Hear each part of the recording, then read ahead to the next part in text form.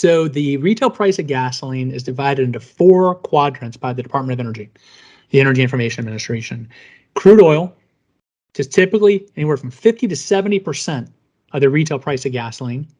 Taxes, which usually on average federal and state adds 50 to 60 cents per gallon. Refinery operations, that is the process of taking the oil, converting it into a gasoline or diesel fuel product or some other refined product. That is usually in the neighborhood of 15 to 20%. And then distribution and marketing together, which includes retail. So that is everything after the product leaves the refinery. Pipelines, terminals, trucking distribution, retail operations, sales, credit card fees. Every time you swipe your card to buy a gallon of gasoline, it takes about 2.5% to 4% goes to the banks to cover the credit card fees. All that's baked into it. So when it comes down to it, the retailer is typically making a handful of pennies per gallon. Now, it's been a little bit better the last couple of years. Margins have been in the gross area of 30 to 35 cents on occasion, sometimes higher, sometimes lower. But it takes about 17 to 20 cents per gallon just to break even. And when prices go up, that goes up because credit card fees take a bigger chunk. So the retailer does have ultimate pricing authority, but the retailer is also a price taker. They don't set the price of the product they buy at wholesale. That's set by commodity traders and their supplier in contractual terms. So what happens in an increasing market, and it's a struggle for people to understand. When gasoline's going up, the retailer's losing money. Because say Jeff and I are competing retailers and I get a shipment on Monday and my wholesale price went up 10 cents a gallon, my preference would be to add 10 cents to my price of gasoline so that I can buy the next tanker on Thursday. Well, Jeff doesn't get delivery till Wednesday. He didn't get a 10-cent increase. He's not moving his dollar price at all, which means if I go up 10 cents a gallon, I'm going to lose 50% of my customers because I know they're going to leave me unless I've got an unbelievable in-store offer that allows me to absorb those additional costs and possibly get into a loss situation, but it keeps me having customers come to my store. And that's important because the majority of my profits come from inside sales. And so I have to make sure that my curb price is competitive with Jeff, or I'm going to lose my customers to Jeff. Now, Wednesday comes along, Jeff gets a price increase. His is only 5 cents. But he's thinking, all right, so John went up a couple cents. I can match that and not lose as much money as John just did. I'm going to do that because I want to keep my customers and I want to take a couple of his away too. And if I'm doing it right, I'm going to do that.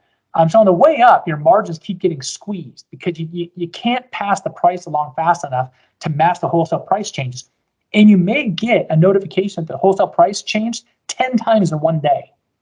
And it all depends on what time of day your truck showed up to grab your load of fuel.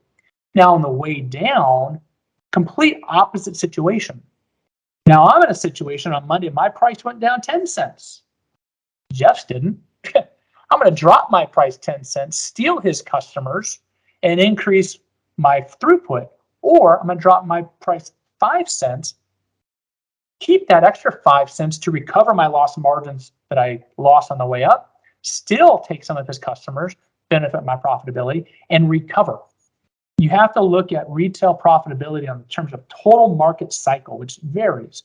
Typically, when prices started going up on a consistent basis to when they stopped coming down on a consistent basis, what was your average profitability in that whole time frame tells exactly what your margins were. Yeah. And that's really complicated. And what John's explaining is the spot market at the rack. You know, we also, if you're a really large consumer, a large purchaser of fuel, you can do long-term supply contracts. And in those, now you can build in price point benefits, right? If I'm going to buy 100 million gallons of distillate from you, I expect X minus Y type of an agreement. And now you've got a huge competitive advantage that also comes into play as well. But that's outside of the spot market, purchases. And when there's a supply disruption, like we discussed earlier, how you obtain product is critical. If you're buying on the spot, I mean, you're going up to the terminal, buying product and bringing it home. Typically, you're going to get a lower price than somebody who's got a contract with the refiner. So if I sign a contract with a major brand refinery, I'm going to pay probably a couple pennies more a gallon, but they're going to help me with my branding image. They can help me with marketing. They can help me with reputation. I'm going to be carrying their flag. I'm going to get any benefit from any advertising campaigns they do, any reputational benefit they offer.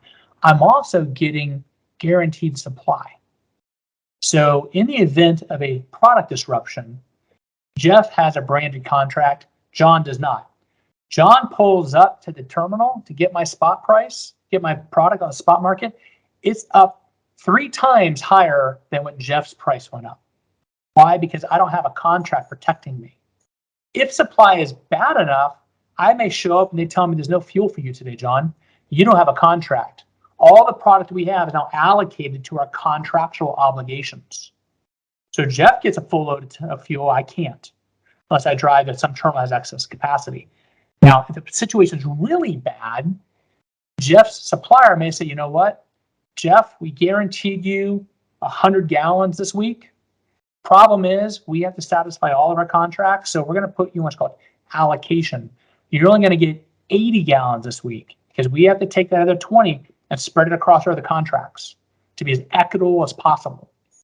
If you pull more than 80 gallons, Jeff, we're going to fine you X cents per gallon on top of your contractual obligations, and your contract could be in risk.